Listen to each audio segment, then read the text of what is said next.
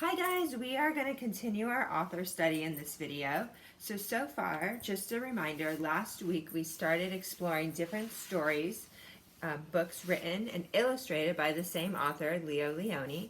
And on Friday we briefly talked about who he was. He was a man. He was born in the Netherlands, and he also lives in Italy and the United States, so he lived in 3 different countries. He illustrated lots and lots of children's books. Some of you even found some of his books in your house. I know Hudson B found, and Mayan found, and a couple of people found A Color of His Own about the chameleon that changes colors. And he had written a lot of books, and we've kind of been comparing him to Dr. Seuss, another author that we talked about this school year by his birthday in March, and how they both wrote a lot of kids' books, and we'll go more and more into that a little bit over the next few days. And so far, Miss Tracy did videos reading Alexander and the Wind-Up Mouse, so hopefully you read that one. And I did the video of Inch by Inch, and then I also put some other videos read by other people, The Extraordinary Egg, Frederick, and It's Mine. So far, definitely you've been exposed to 5 of his books. And now I also have, in some of our big books that we've worked through in the school year, this one's called Teamwork. And we had some notes on what teamwork is, just a reminder, working together, being on a soccer team or a basketball team or a baseball team could be teamwork. Sharing could be teamwork. Doing chores around the house, caring for other things and people, helping someone, other people that do teamwork all the time in their occupations or their jobs. Our scientists have to work together to find out ideas. Store employees, police workers, construction workers, firefighters, doctors, they all work in a team setting where they have to collaborate with other people around them and share information to perform the best service. So that's what some ideas that we wrote down for teamwork teamwork ideas are. So let's go into the book, and we are going to read a story that I'm guessing has an element of teamwork in it, since it's found in the Teamwork book by Leo Leone. So it's on page 26. Remember, I'm looking in the table of contents, which can help me find stories in bigger books. And here we go. So here's a couple questions to think about when you're hearing this story. 1, how is Swimmy different? So we don't know who Swimmy is yet, but how is Swimmy different? We can assume that he's going to be a character in the story.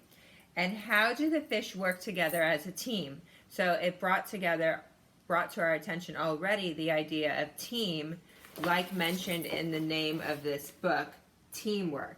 Now remember, these big books have a name, like Teamwork, and this example is Stick to It, and we had the school one and By the Ocean, all different big books, and within those books, all these small stories have something to do with the topic. So we know that Swimmy has something to do with a team or teamwork. So, Swimmy by Leo Leone. A happy school of little fish lived in the corner of the sea, somewhere. They were all red. Only one of them was as black as a mussel shell. He swam faster than his sisters and brothers. His name was Swimmy. So who can spot Swimmy? So we already were introduced to the character Swimmy, and he's right there. So all these fish in the school of fish are red except for him. And remember, we learned about school of fish. That's a protection mechanism that smaller fish use in the ocean to maybe scare away big predators. They swim as a big group to scare away other animals. So let's see what happens to Swimmy. One day, a big tuna fish, swift, fierce, and very hungry, came darting through the waves. In one gulp, he swallowed all the little red fish. Only Swimmy escaped. So you can see Swimmy down in the corner. getting away from the big, hungry tuna fish.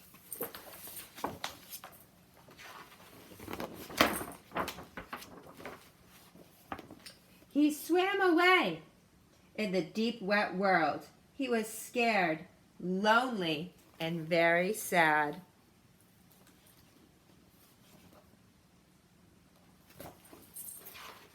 I'll have to show you both pages on this one. But the sea was full of wonderful creatures, and as he swam from marvel to marvel, Swimmy was happy again. He saw a Medusa made of rainbow jelly. A Medusa jellyfish.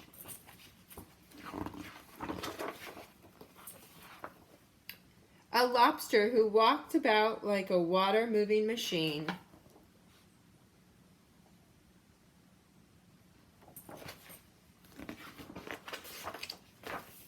Strange fish pulled by an invisible thread.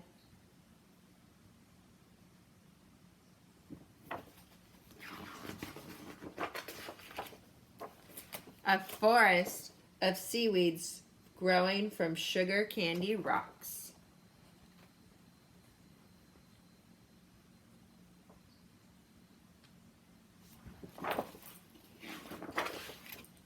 An eel whose tail was almost too far away to remember.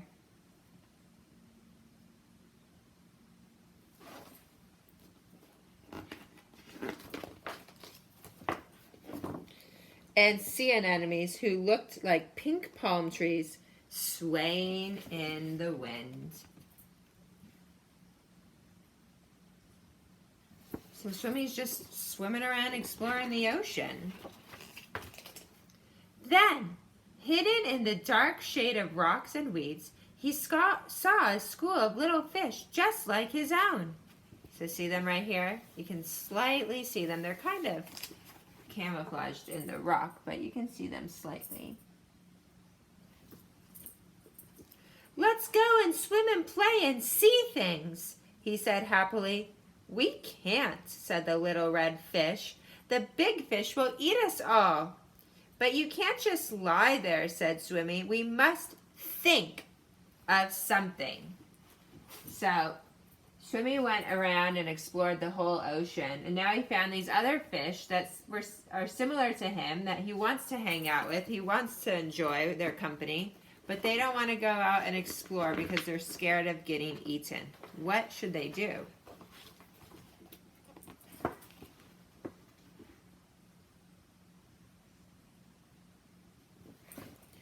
Swimmy thought and thought and thought. Then suddenly he said, I have it. We are going to swim all together, the biggest fish in the sea. I wonder what he means they're going to swim all together.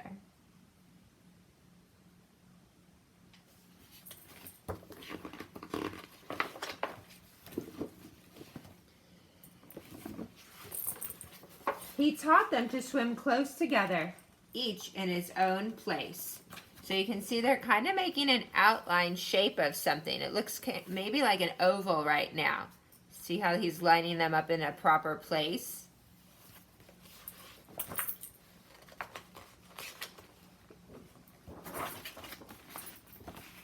And when they had learned to swim like one giant fish, he said, I'll be the eye. So he made it look like a fish outline. Let me show you the whole page and then you can see the tail too. So they're swimming all together, each in their own place, and it makes the shape, the outline of a big red fish with a black eye. And so they swam in the cool morning water and the midday sun and chased the big fish away, because now they look like a big fish. So remember our questions from the beginning of the story, right? We had two questions that the story kind of had us focus on. The first question, how is Swimmy different? So what makes Swimmy different? Now I know the obvious selection is that he looks different, right? He's a black fish, and in the beginning and the end he was hanging out and living with all red fish. So right away we can see a visual difference. But was there a difference in how he thought, in his mind, in his personality a little bit? He was forced to be brave, right, when all his other friends got eaten by the big tuna in the beginning. He was forced to go swimming in the world and see different things.